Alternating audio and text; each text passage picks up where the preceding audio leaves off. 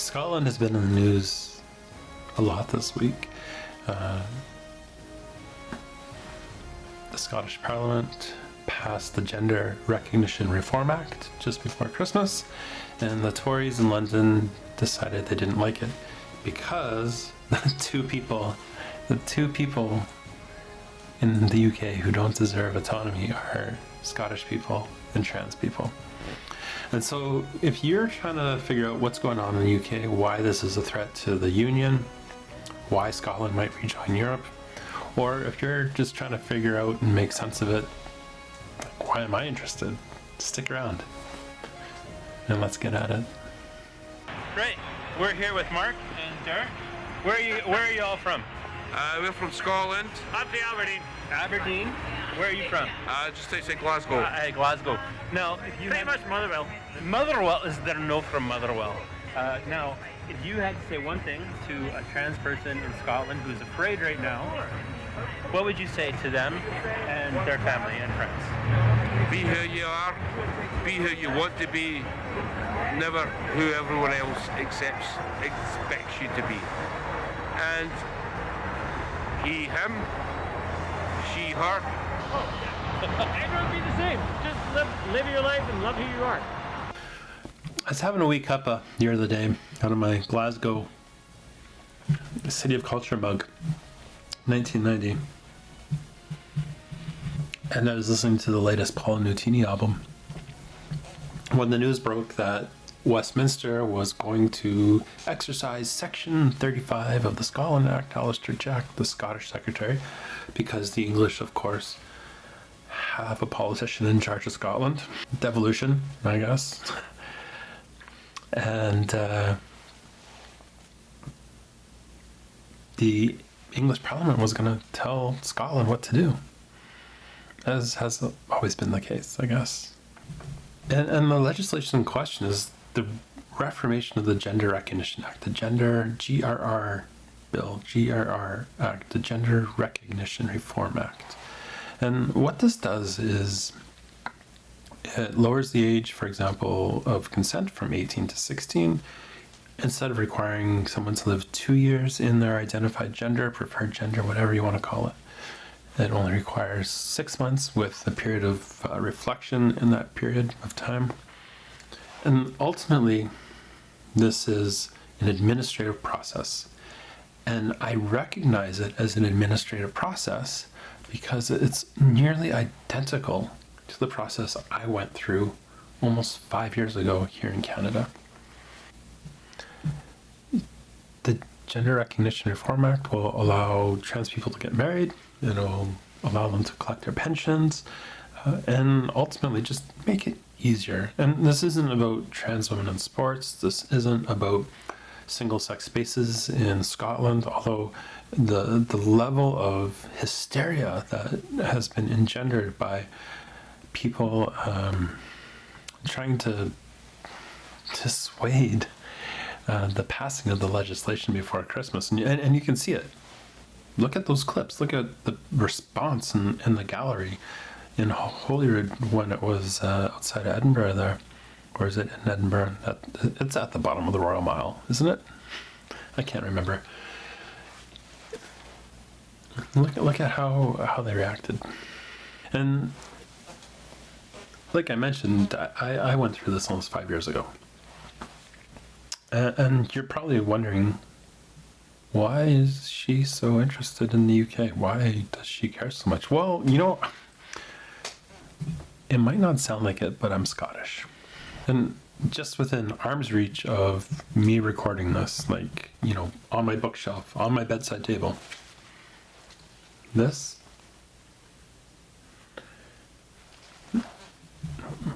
is from my great-grandfather from World War I, fought in the Battle of Loos with the Argyll and Sutherland Highlanders. A rampant lion, like, my brother just got this tattooed a few weeks ago, actually, on him. I was going to put this on a hat, but my son took the hat, so I'm not doing it anymore. My scarf for the winter here in Canada is a Glasgow Celtic scarf. And it's from 20 years ago. Like, remember Martin O'Neill, Henrik Larsson, Chris Sutton, Neil Lennon, my favorite, John Hartson. Remember that? I remember that. It was amazing. It really was. And look at this. Just in case you think I forgot about the Rangers. I didn't forget about the Rangers because, in fact, there's Gaza. I saw Gaza play with the Rangers at Fir Park in Motherwell. For real. Like, I saw Gaza play. This is the latest book I've purchased, How the Scots Invented the Modern World. It's actually the third time I've purchased the book, but through divorce and relocation, I've needed to replenish my library, and I just came across it and I bought it. Well, as Scottish people, we have had a tremendous impact on the globe. I suspect a lot of it is to do with unreconciled colonialism. My daughter wore this for the first couple of years of her life. A wee toddler, wee infant. So yeah, I'm Scottish. Like, I'm not from there, but I am of there. And one of my favorite musical memories, was at the Barrowlands in Glasgow. I was watching Korn, mid-90s, watching Korn there. And if you're my age, you know that Korn does a cover of Lowrider, which is incredible. It sounds awesome. And so they did that halfway through the show. They do the cover of Lowrider. Then Jonathan Davis goes off stage, and then he comes back with bagpipes. And we're in Scotland. And they go nuts. The crowd goes crazy. But it gets better. Monkey's there, playing away on a 7-string Ibanez, those chunky chords. Like, oh, love them. And they smoothly transition from Lowrider into Flower of Scotland on the bagpipes. The crowd erupts. In a way I've never seen a crowd erupt before or since. And I've seen a lot of shows. Oh, Flower of Scotland. It was amazing. Amazing. And later that night, my cousin and we went to the cat house. I hope I'm saying it right. And on the bench beside me, there's Jonathan Davis and Monkey, and the other guy, the other guitarist. I forget his name, but anyways, they're right there at the cat house. So I'm Scottish. I'm Scottish. It's in me. It's of me. And I've really struggled. The last few years, watching what's going on in the UK, and just feeling this profound survivor's guilt. It's okay, well, by happenstance, by accident of birth, my older siblings were born in the UK, born in Scotland. I was born here, and I'm so grateful that I was born here, and that I don't have to deal with the NHS. And Philosophy Tube, Abigail's got this amazing video from a couple months ago about her struggles and the struggles of others dealing with the NHS. People are waiting years and years to access gender affirming care in the United Kingdom.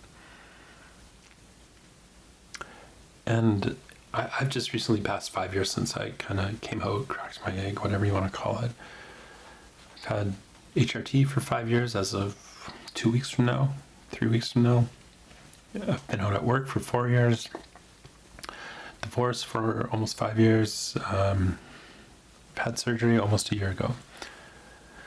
I think if I was in the UK, I might just be starting HRT. Maybe.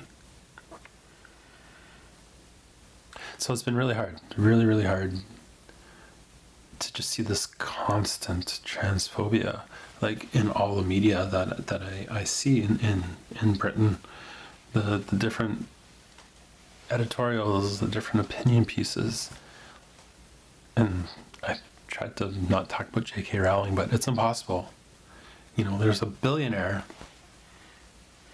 There's a billionaire actively advocating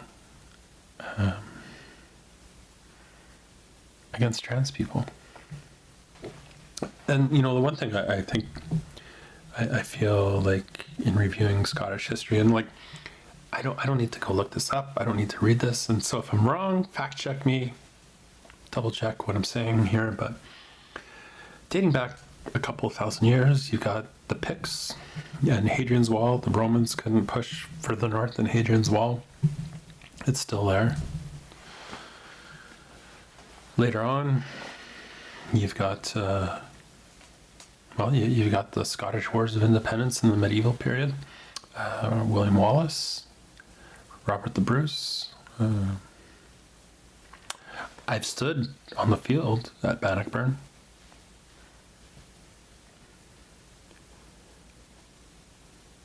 And there's this common thread of trying and fighting. What's the Sir Walter Scott? Is it in Ivanhoe? I can't. In the cave, the spider going up and down. Like there's this, you're trying constantly over and over again, and you're fighting against oppression. Like the Jacobites. Do we want to talk about that?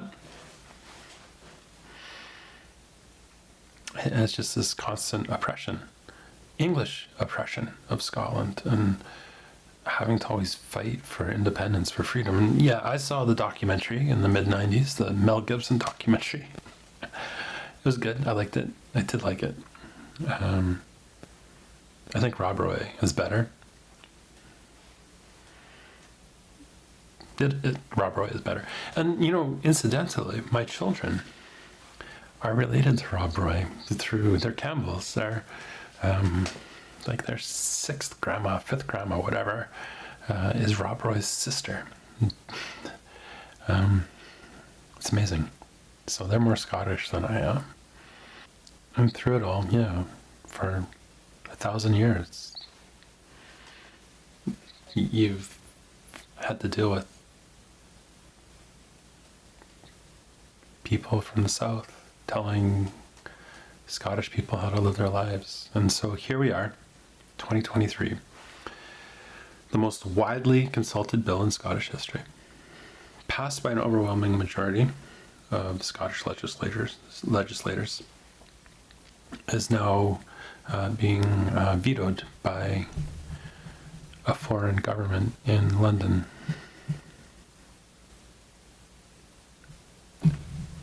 Because of transphobia. Like this deep sense of transphobia. And you see it in the bureaucracy, you see it in the hostility of the NHS, you see it in the hostility of the government itself. And I think, there's no better way to explain it than the repeated roadblocks and steps that people need to take to just get a gender recognition certificate. So my friend Jade from Calgary, here in Canada, from Calgary, has been going through this, and I just thought I'd bring her on. She could share her story, what she's had to do. She was born over there in the Auld Country, and is also Scottish like me. And so, this was our conversation. Just talking about talking about just some of the difficulties faced by British trans women. My friend Jade from Calgary has agreed to join us and share her story. So I'll hand it over to you, Jade, and please, as a fellow Scot, please share your story. Where are you from? Who are you? Who are your people? Well, what's your story? Thank you, Kate. Jade, she, her. You will hear about my accent. I can dip back into it when I want to, Fariagan, fit ya dia na wal, bile your heed, you have a great big gleeket goat. But I came here to Canada from Scotland a long time ago. I immigrated here with my parents when I was in the mid-single digits. And I got my citizenship here I think, when I was 9. I am retroactively very thankful for that, because of how trans people are treated differently in the two countries. But yeah, there's just that. I took a while to realize. I almost made a go at things in my late 20s, but I backed away. I was a bit too scared and a bit too not thinking I had the stuff. But I got married, which plays into some of these things when you are trying to navigate paperwork as a trans person. And this is one of the key aspects of the Gender Recognition Reform Act, is that it makes it easier for trans folk to remain married or to get married. Yeah, get married as yourself. Yeah, I mean, I started part of my transition in 2018. Came out at work a year and a half later. Wasn't really expecting to, but it's like hormones did good things for me, and it was a good push that I needed. But I came out with my old name. I didn't change that. I hadn't changed anything on my driver's license or anything like that. But the second I came out, apparently, even though people had been fine with my name before, everybody hated it. It's like, okay, I've got to do something about that. Then mid 2020, after some voting and all the rest of that things, I changed that, and I changed my gender marker onto everything as well. And on the Canadian side, the biggest thing was actually the name side of things. There's fingerprinting, there's now police checks, things like that, making sure you're not getting away from things like that. You get to sign in your new name. That's kind of nice. But yeah, I mean, this is essentially, just make sure that you're not doing this for criminal reasons, and we'll basically grant it to you. I mean, we're not going to fuss about it. It's not even like in the States where you've got to like advertise that you're going to do this in a newspaper or go to court to apply for this. This is a registry process. This is vital statistics. You do your updates through there. Driver's license, that was the first thing. That was pretty easy, honestly. Here, for years, you've been able to just go up to the counter and say, yes, I'd like to do this, and they do it. It's here's registry. We'll give you your the driver's license for your gender. You get change of name certificates when you change your name. All these things are fairly in common with people who get their markers updated. The people who are born here or even born in other provinces. But you were born in the United Kingdom. Oh yes, you were born right. I was in born Scotland, in Aberdeen. in Aberdeen. So I guess tell me about that. And you updated it on the Canadian side. I updated it on the Alberta side first. Okay. And that's basically where people born here can stop. They can apply for their birth certificates. I'm sure you've gone into some detail on that. And once you have that, I mean, that's it. That's your proof for going anywhere else. If, on the other hand, you were not born here, it does not matter if you arrived here, 5 days after you were born somewhere else, you will always have been born somewhere else. And what that means is, I mean, there's no birth certificate, home here stuff here. Foundational documents are either things that you get by being born here or documentation about you coming here. So the documentation update I needed to update my citizenship. And that was a hardship mostly of waiting. We are bad with our queues. We're bad with our paperwork load. I submitted all of that. And it took them, I did it registered mail. I know it got there 13 months before they acknowledged that they got it. So that was good to know, but then it would be a further just a day shy of 5 months before I actually got everything back saying, that's very nice. We've updated that. The application, there's a separate application with that for your gender. That one's pretty easy. The one for your name, it's exactly the same forms as if you were applying in the first place. Confusing. You look at it. I don't know my grandfather and grandmother's information. Why do I have to put that in? Well, no, you don't. You just have to navigate what you think should be put on there, and then they're fine with it. So all of that, water under the bridge. Got my passport. If you're a non-traveler, I wasn't traveling. That was 5 months on its own. But it wasn't coming back. I thought, well, I'm going to take the last step here. I'm going to try and apply for my gender recognition certificate, which is the only way you can update your sex on in the UK on your birth certificate. Now, I've had my birth certificate updated once already because I was adopted.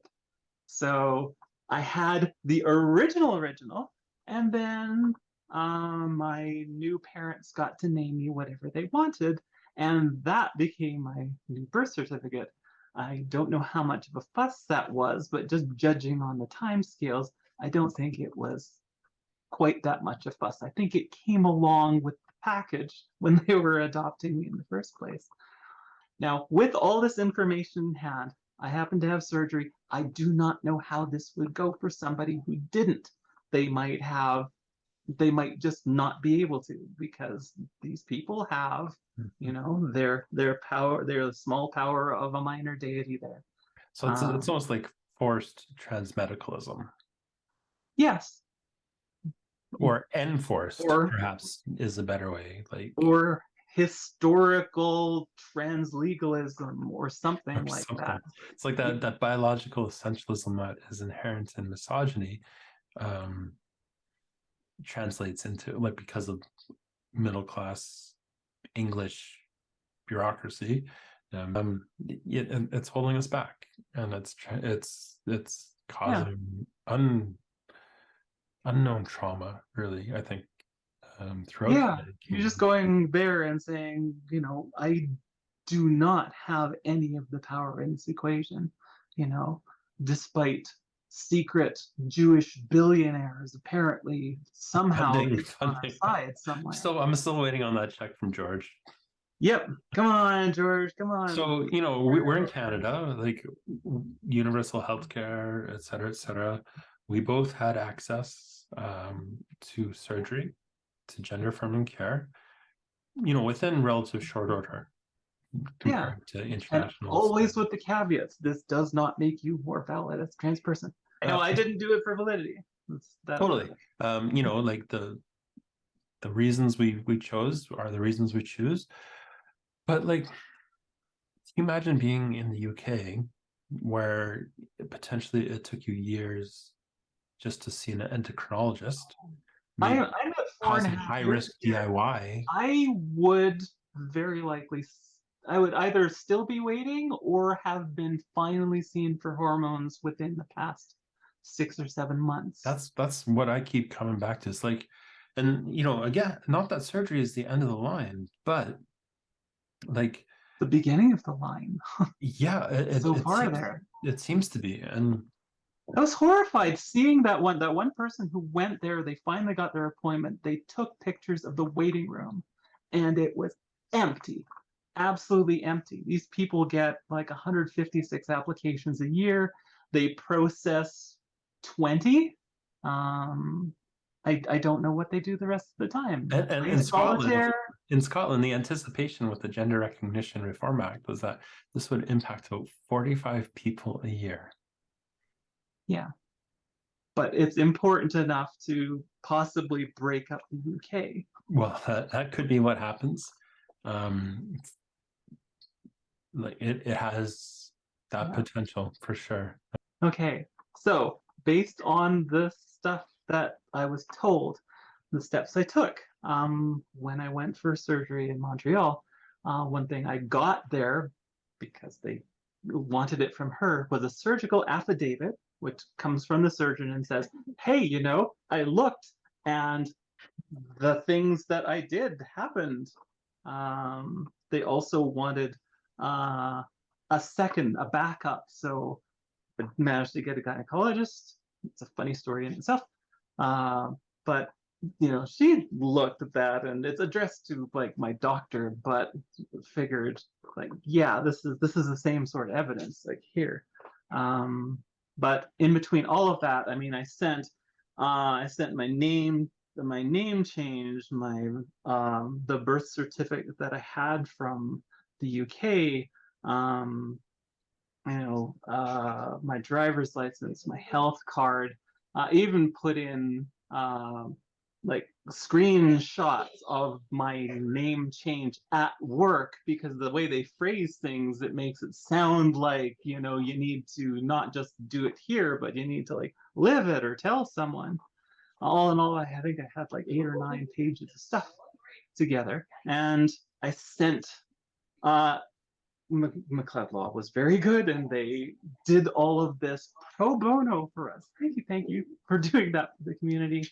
I put that in. My wife had to come with me, swear the oath that she was going to stay married to me. She's still pissed about having to do that, and then sent the whole thing off. And it took quite a while to have them there, but I got my date in early December. I said, you know, we're going to do this. You don't have to attend. So it's like, well, you can't attend, but you don't have to attend. And then you'll find out within, like, don't bug us before 2 months. It's up. So I got the response back 2 weeks later. I'm thinking, okay, did they say yes or did they say no? Well, as it turns out, they said no.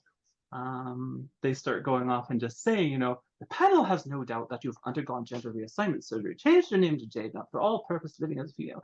However, under UK law, the applicant must show that she has changed gender as a matter of law, not just in a way that allows you to be known by a different name and use a different marker. So then they quote a summary of Vital Statistics Act Section 22, which goes off. It said when a person has had his/her anatomical sex structure changed to a sex other than on the birth certificate, so there's the surgery requirement back from Vital Statistics 2000. On production of affidavits, so there's the affidavit, when 2 physicians in evidence of the identity of Director of Vital Statistics shall cause a notation to be made on the person's registration. If registered outside Alberta, a copy of the proof of the change will be sent to the official in charge of registration in the other province. Once the sex has been legally changed on a birth certificate, that person is legally deemed to be of that sex, italics added, and that italics added thing they had there, they're going off and saying basically, well, this sets up a catch-22 because Alberta can't tell the UK to go off and do this change until you've been granted a GRC, and just until then it appears you have not successfully changed your gender in Alberta. Now, in the process of researching my rebuttal to this, I found out that the italicized sentence that they sent me does not exist in Alberta law anywhere. Not paraphrased, not in actuality. We don't even use the word legally anywhere in the Vital Statistics Act. And that's not the way Canadian documentation works anyways. Canadian foundational documents work for our identity. It's either your birth certificate if you were born here, or if you were born elsewhere, it's your citizenship that matters in Canada. That's the legal document. You could go to the UK or wherever you were born, change your name to Harmonica Kalamazoo and flip your gender. Canada will not automatically recognize that. You have to apply for an update. They're claiming that no, Canada actually, you know, does this catch-22 thing. They're waiting on us. We're waiting on them. Oh, we're at a stalemate, and they're asking me for a court order. There's usually a court order in these things that would get past that, which is, you know, a US thing that they're quoting there. So in response, I have quoted them the relevant sections from the Vital Statistics Act of Alberta from 1980, 2000, and 2007. noted that this doesn't take place anywhere, given them links to how Canadian foundational documents work, given them a link and an excerpt on the Skipping Stone Trans ID guide And submission what is there. Skipping Stone, Jade? What's that? What is Skipping Stone? Skipping Stone, as you well know, it's a trans supportive foundation in Alberta, and they have ID clinics to help people change their stuff there. I've been helping feed them back information with this name change stuff. So And, I've sent them this for rebuttal. the record, I started my name change through a Skipping Stone name change clinic. So, and they're saying, if not, it's up to the applicant to prove what the law is in their jurisdiction. It may be that there are further provisions in the law of Alberta dealing specifically with the procedure to be followed by people who have foreign birth certificates and wish to change their gender. You may need to seek advice from a transgender advice group, or seek legal advice. So I have responded in kind with them with all of those excerpts. My passport came in the meantime. I sent them a scan of the passport. Hey, it worked for the driver's license for that poor lady there. And the foundational documents and how Canada works and things like that. And that they apparently saw my, they reconvened the panel for me on just last Thursday here on January 19th. I will hear back in a couple of weeks, and we'll see if they say yes. My vote is that they will say no and come up with a really stupid reason not to, but it could always go strangely okay. Well, I'm hoping it goes okay. I hope this is the end. But because we both know how the UK works and how the bureaucracy works.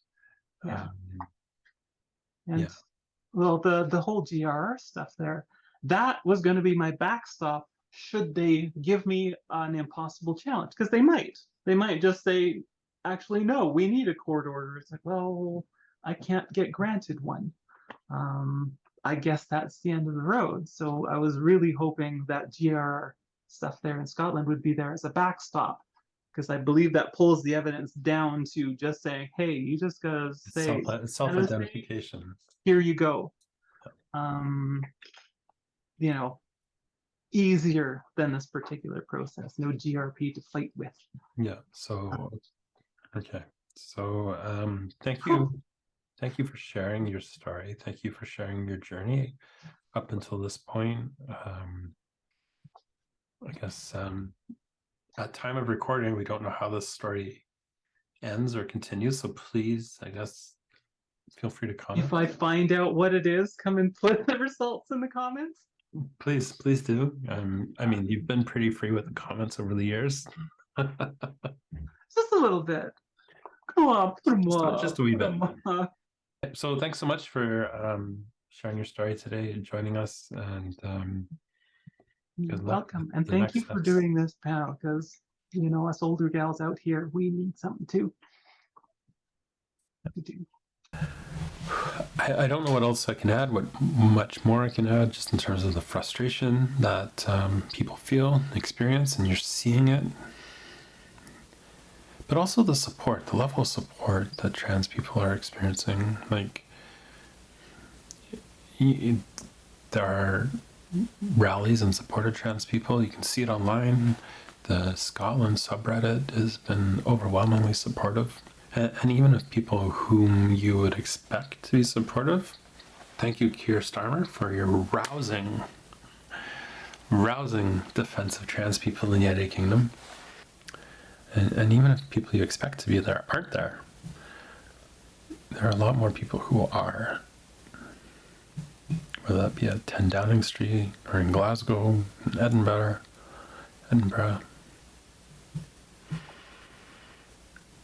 And I guess I just wanted to put this together just to say we're watching, we're hopeful, we're supportive, we're encouraging, we're whatever you need to be to the trans and non-binary people of the United Kingdom. especially in Scotland, that my heart is with you.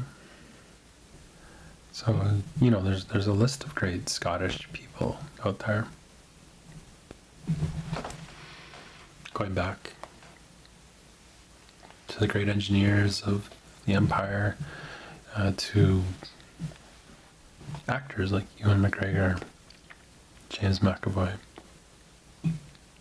or, you know, the great Scottish hero in my life, which was my father. And, you know, I'm going to put a picture right here of my dad and his friend Rod. Maybe you know Rod, who, like me, was not born in Scotland, but is of Scotland. He's Celtic. He's united. And I guess, you know, in closing, I'm grateful to my father for giving me the gift of immigration. He left, came here.